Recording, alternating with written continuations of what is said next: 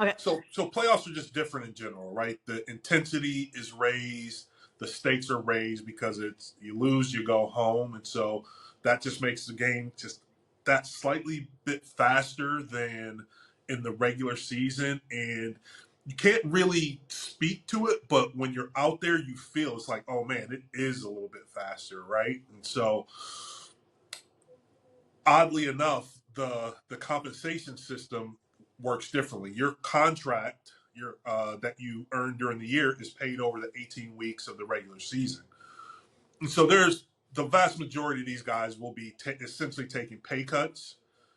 But of course, it's the opportunity to win the championship, so that's not really the point. I just wanted to bring it up and talk about it because it is so very interesting and different in terms of the divisional round and the wild card round are under one set of rules, and then the championship round and the Super Bowl are under another set of rules in terms of who's eligible for a playoff share. So there's basically a pool. It's not like everyone has a salary per se. There's a pool of money for each round, and if you play in the game and you're now here's where it gets kind of hairy in terms of who's eligible, right, for a share.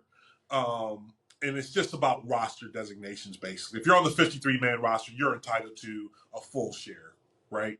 Well, then you break it down. There's other designations, which is way too much for us to get into and way too confusing. Just know that the rules are different in terms of who can actually benefit from who is entitled to a full share of the playoff round. So basically, if you are a division winner playing in the playoff round, I'm sorry, playing the wild card round, a division winner, you've won your division during the regular season, but you didn't earn the first round bye.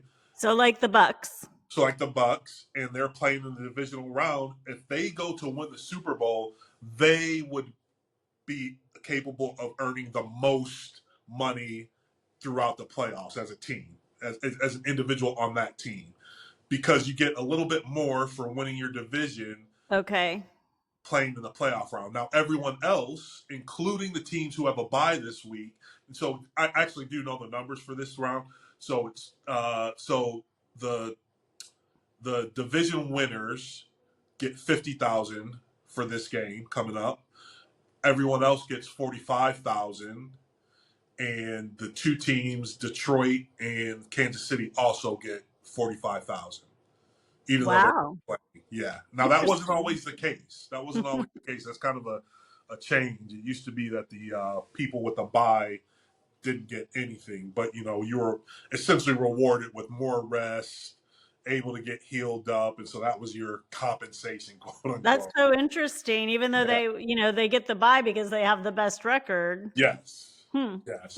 But now they get the money too, right? So Um, and then even more interesting, going back to my time, so practice squad players do not get a playoff share. They're not entitled. They get their normal salary in terms of I believe we talked about it maybe a few months ago, and the minimum they can earn is 8,000 per week. The maximum 12,000 for younger players, 3 years and below.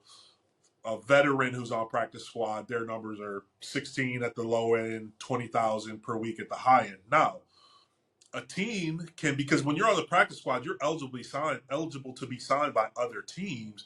So if a Mhm. team maybe wants to keep a player from signing with someone else, they might move them up or they can pay them at the full roster share and so they'd be paid at the minimum for their year, and so the minimum Okay. that they would earn is, I believe this year is $40,000. So that's a significant increase if you're one of those Sure. guys that they're interested in pull, or because the rosters expand by a couple players, and if you're one of those players that they put on the active roster, I mean that's a huge deal, and that's a nice little bump for you at the end of the year.